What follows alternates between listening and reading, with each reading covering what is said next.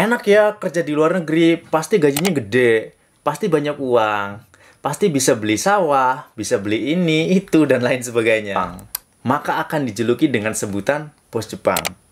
Jika di Korea, maka bos Korea. Jika di Taiwan, maka bos Taiwan. Apalagi kalau tahu kerjanya di Korea, di Australia, di Jepang, wah, pasti dikiranya makin menyala, bangku. Tapi bener nggak sih semuanya begitu? Semua ekspektasi yang dibayangkan masyarakat kita, emang semuanya relate kah? Jadi, di sini saya akan mencoba membahas ini, khususnya PMI yang bekerja di Jepang, secara sederhana dan mudah dipahami oleh semua kalangan. Oke, biar kalian nggak salah paham, tonton videonya sampai selesai dan selamat menonton.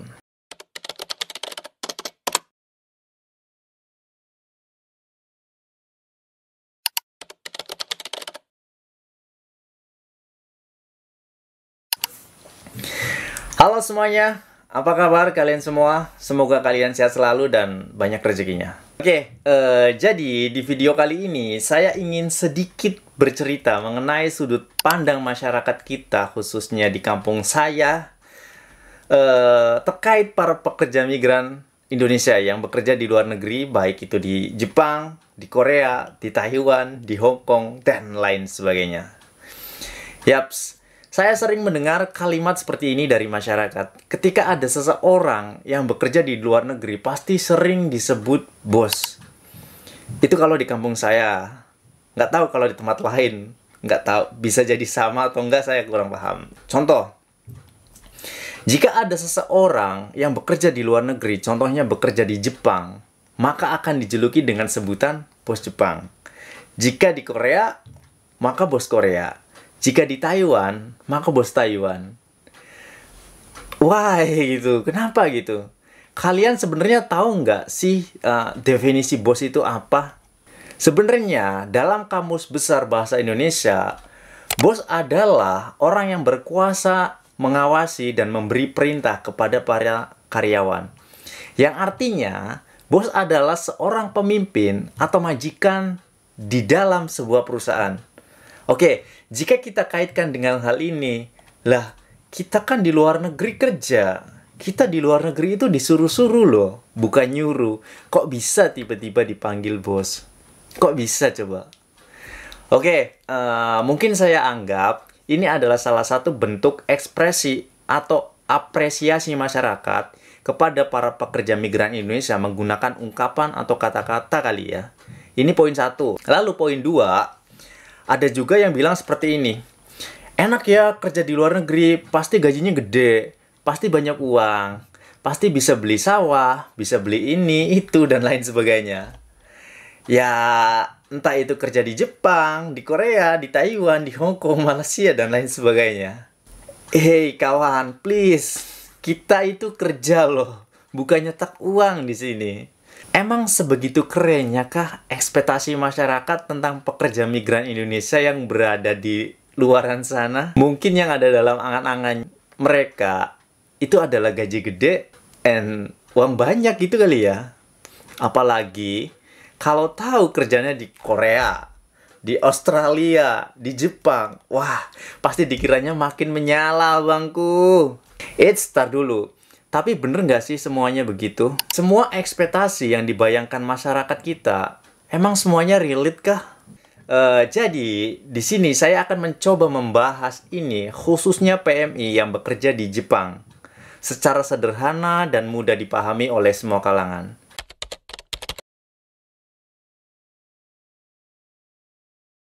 Sebelum masuk terlalu jauh, kita harus tahu apa itu PMI dan apa itu negara Jepang. Yaps, karena saya akan membahas PMI yang ada di Jepang, bukan di negara lain ya. PMI dalam Kamus Besar Bahasa Indonesia itu merujuk pada pekerja migran Indonesia, yang merupakan istilah baru yang digunakan oleh pemerintah Indonesia untuk menggantikan istilah lama atau TKI yang sering kita kenal itu tenaga kerja Indonesia. PMI adalah setiap warga negara Indonesia yang akan atau sedang atau telah melakukan pekerjaan dengan menerima upah dari di luar wilayah Republik Indonesia. Itu disebut PMI. Oke, kemudian poin 2 ya. Negara Jepang adalah sebuah negara kepulauan yang terletak di Asia Timur. Dan Jepang merupakan salah satu negara maju dengan beragam kebudayaan dan teknologinya yang sangat-sangat maju. Luas wilayah Jepang itu sekitar 377.801 km persegi dengan ikonnya itu Gunung Fuji dan ibu kotanya adalah Tokyo.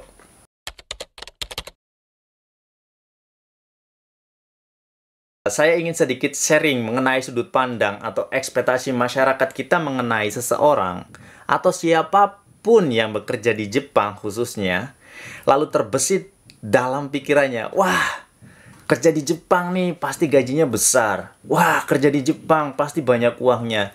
Wah, kerja di Jepang pasti sukses dan pasti lainnya. That's right, oke lah. Oke. Tapi bener nggak sih semua ekspektasi itu?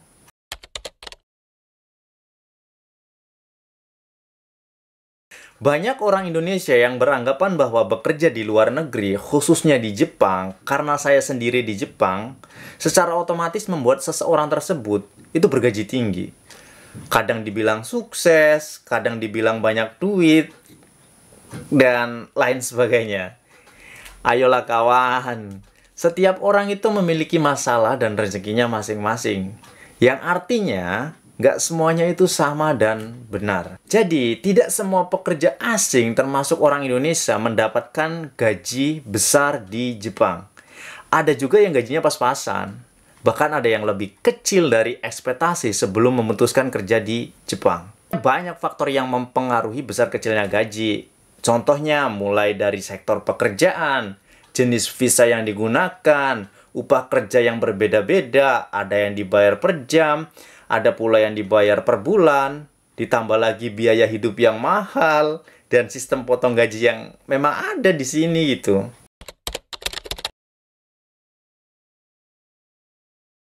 Sekarang saya akan coba kaitkan dengan pengalaman saya sendiri.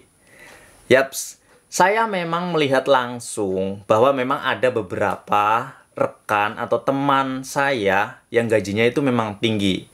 Tapi di sisi lain, ada juga yang gajinya itu kecil dan tidak sesuai ekspektasi gitu. Saya coba berikan contoh ya. PMI yang bekerja di bidang manufaktur mungkin bisa mendapatkan gaji yang cukup lumayan besar. Tapi untuk bidang lain, apakah sama? No, jelas tidak.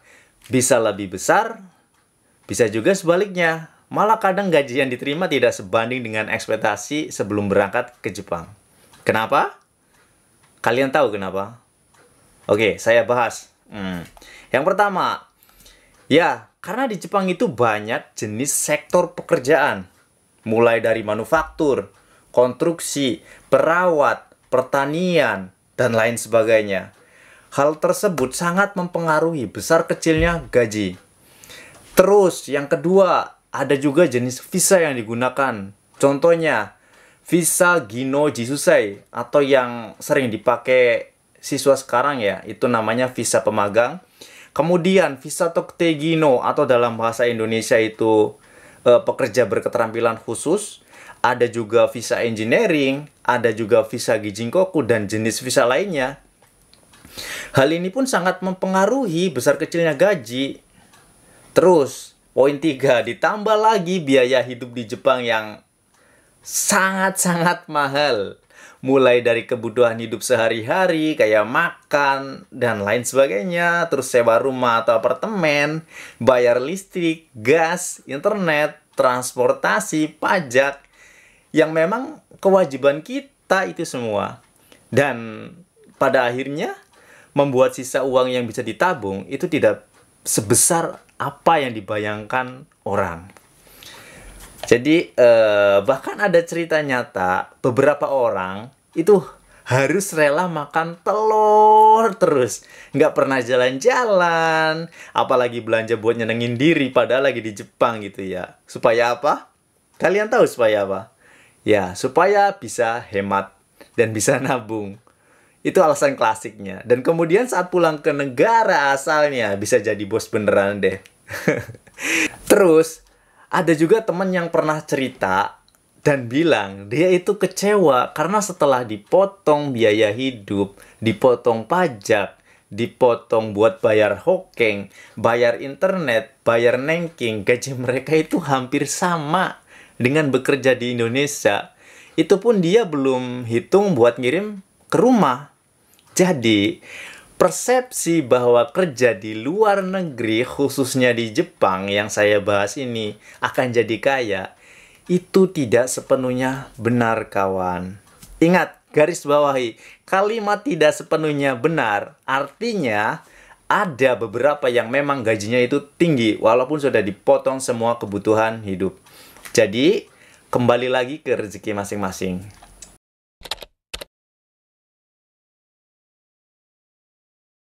Kesimpulannya adalah, bekerja di luar negeri, khususnya di Jepang, memang bisa memberikan peluang yang lebih baik, tapi bukan berarti semua orang otomatis gajinya besar. Enggak. Penting untuk memahami kondisi kerja, biaya hidup, konsekuensi hidup di negara orang lain, jauh dari orang tua, orang-orang yang kita sayang, dan realitas sebelum memutuskan bekerja di Jepang. Jangan hanya melihat dari luar gitu. Kayak contohnya seperti ekspektasi masyarakat pada umumnya yang beranggapan, enak ya kerja di luar negeri, gajinya puluhan juta, pasti sukses, pasti banyak uang, bisa beli sawah, bisa beli ini itu dan lain sebagainya. No, please kawan, please, tidak semudah itu. Pokoknya jangan terlalu berlebihan dalam memberikan opini. Ingat, tidak semua pekerja, khususnya warga negara Indonesia yang bekerja di Jepang, secara otomatis mendapatkan gaji yang besar dan nominal yang sama. Karena setiap orang memiliki rezekinya masing-masing dan tugas kita hanya bersyukur atas apa yang telah kita miliki sampai detik ini. Bagaimana menurut kalian? Apa kalian juga yang termasuk dulu pernah berpikir atau beranggapan bahwasanya kerja di luar negeri pasti jadi orang kaya, punya banyak uang, bisa beli ini itu, bisa jalan-jalan, atau yang lainnya? Share pendapat kalian di kolom komentar. Saya Priyuda Pratama. Assalamualaikum warahmatullahi wabarakatuh.